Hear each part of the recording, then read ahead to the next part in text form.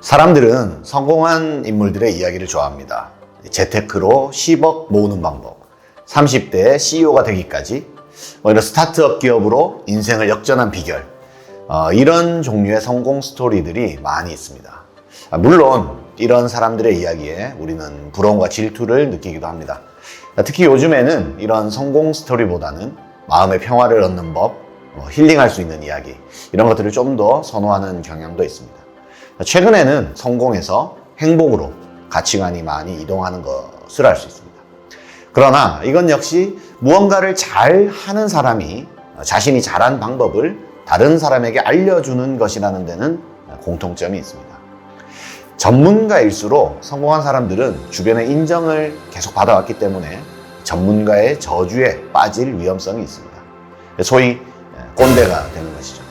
무언가를 잘해본 소위 성공한 사람들일수록 자신의 성공 방식이 다른 사람에게도 일반적으로 통할 것이라고 생각하고 섣부른 충고를 하려고 한다거나 또 자기 주장을 굽히지 않는 그런 경향이 많이 있습니다.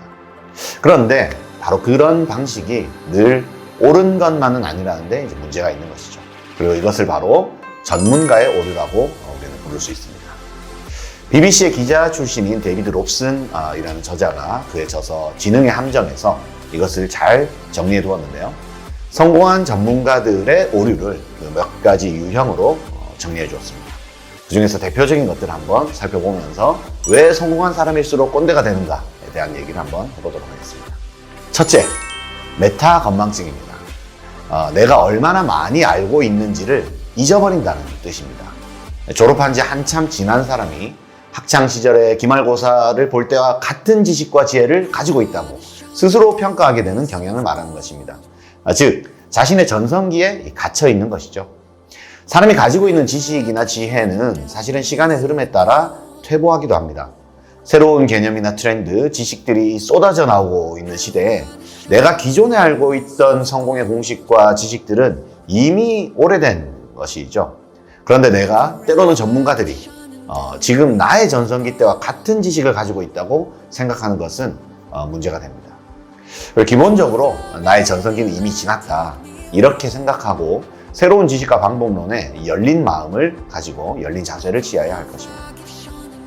두 번째는 모세의 착각입니다. 모세는 방주의 동물들을 종류별로 각각 몇 마리씩 태웠는가라는 이런 퀴즈의 정답은 혹시 무엇이라고 생각하십니까? 눈치를 채신 분들도 계시겠지만 정답은 0입니다. 0. 방주에 동물을 태운 것은 모세가 아니라 노아이죠.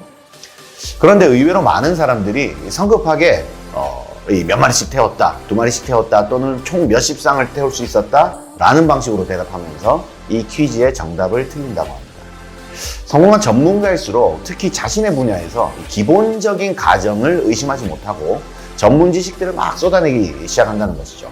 방주의 크기나 생물의 종의 수, 실제로 수용 가능한 동물의 가짓수를 그럴듯하게 계산해내지만 사실은 가장 기본적인 오류를 검증하지 못하는 경우가 발생하는 것입니다. 자신이 잘 안다고 생각하는 분야일수록 이 오류를 범할 가능성이 높다고 합니다. 세 번째는 솔로몬의 역설입니다. 솔로몬은 지혜로운 판결을 하는 것으로 유명한 왕이죠. 한 아이를 두고서 서로 자신의 아이라고 주장하는 두 여인을 향해서 이 아이를 반으로 갈라서 각각 가져가라 라고 한 판결이 아주 유명한 스토리입니다. 진짜 어머니라면 자신의 아이를 차마 죽일 수는 없기 때문에 아이를 반으로 가르느니 차라리 포기할 것이라고 이렇게 생각한 지혜에서 나온 판결입니다. 그런데 타인의 문제는 그렇게 정확한 솔루션을 주었던 솔로몬 왕은 정작 자신의 삶에 있어서는 판단력이 흐려져서 굉장히 불운하고 후회스러운 말년을 보낸 것으로 알려져 있습니다. 타인의 문제에 대해서는 잘 지적하고 해결책을 내지만 정작 자신에게는 그것을 적용하지 못하는 현상을 솔로몬의 역설이라고 합니다. 역시 자기 자신을 잘 돌아보는 것이 먼저 중요하다는 것을 잘 말해주는 현상입니다.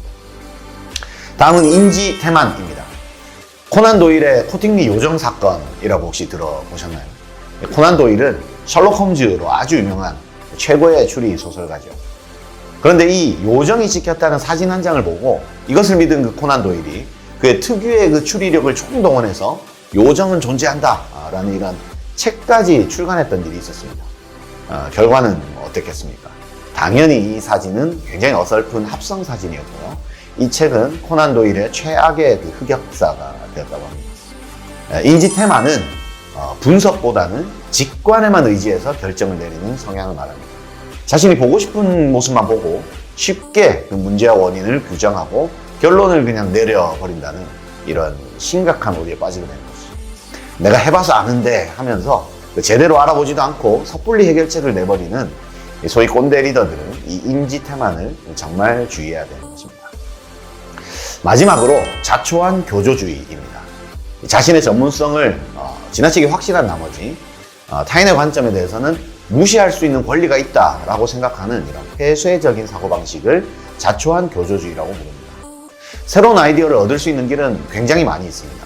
심지어 부서에서 가장 경력이 적은 신입사원들도 좋은 아이디어를 낼 수 있습니다. 신입이나 주니어들의 의견은 끝까지 들어보지도 않고 차단해버리는 리더를 우리는 종종 보게 되는데요. 만약 그런 사람이 임원이나 CEO가 말할 때는 과연 어떤 자세로 들을까요? 이해도 안 되고 말도 안 되더라도 일단은 듣는 신용이라도 하지 않겠습니까? 지식과 경험이 많은 사람은 자신도 모르는 사이에 일종의 권위주의를 가지게 되고요. 이것이 다른 사람의 이야기를 경청하는 것을 가로막는 장애물이 되는 것입니다. 이런 사람은 점차 고립되어 갈 수밖에 없습니다. 이런 전문가의 오류를 줄이고 올바른 지혜를 발휘하려면 어떻게 해야 될까요? 전문성의 마지막 단계는 성찰이라고 합니다.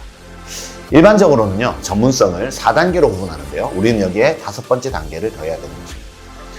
전문성의 4단계는요, 나의 무능을 모르는 상태, 또 나의 무능을 의식하는 상태, 또 나의 능력을 의식하고 활용하는 상태, 그리고 나의 능력을 무의식적으로 활용하는 상태. 이렇게 4단계로 능력과 전문성의 발전 단계를 설명할 수 있습니다. 1단계, 나의 무능을 모르는 상태인 이 초보 운전자가 있다고 하겠습니다. 그럼 이 사람은 지금 사이드 미러를 보지도 않고 차선 변경을 내가 하고 있다는 이것도 의식하지 못할 수 있습니다. 그러다가 2단계가 되어서요, 이제 나의 무능을 의식하는 상태가 되면 사이드 미러를 안 보고 핸들을 꺾었구나 이렇게 눈치채게 되고 조금씩은 이제 조심을 하게 되겠죠. 3단계, 나의 능력을 의식하고 활용하는 상태가 되면 신중하게 이제 신경을 쓰면서 미러를 보면서 조심스럽게 차선을 바꿀 수 있게 됩니다. 그리고 이제 마지막으로 4단계인 무의식적으로 능력을 활용하는 상태가 되면 운전이 아주 익숙해지면서 자신이 사이드 미러를 본다는 걸 의식하지도 않아요. 무의식적으로 당연히 미러를 보고 다가오는 차의 거리를 직감적으로 감지하면서 자연스럽게 차선을 바꿀 수 있게 됩니다. 그런데 바로 이때에 그 사고의 위험성이 존재하는 것이죠. 가끔씩은 자신의 운전 습관을 한번 점검해 보아야 됩니다. 즉 자신의 직감이나 자동적인 반응을 의심해보고 자신의 능력을 성찰해보는 단계가 전문성의 마지막 단계라고 할 수 있습니다. 자신을 반성하고 성찰할 수 있는 능력이 가장 중요한 전문성이다라는 것들을 강조하며 우리 모두 조금은 이제 열린 마음을 가진 소위 꼰대가 되지 않도록 그렇게 하겠습니다. 이상 오늘의 이야기를 마치도록 하겠습니다. 감사합니다.